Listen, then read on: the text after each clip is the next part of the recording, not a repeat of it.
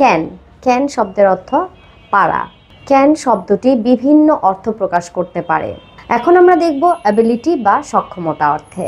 সে গাড়িটি চালাতে পারে। He can drive the car. He can drive the car. সে একা যেতে পারে।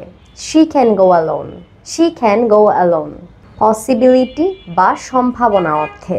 We can go to the park if the weather is nice. We can go to the park if the weather is nice. যদি আবহাওয়া ভালো হয় আমরা পার্কে যেতে পারি। তুমি বইটি লাইব্রেরিতে খুঁজে পেতে পারো। You can find the book in the library.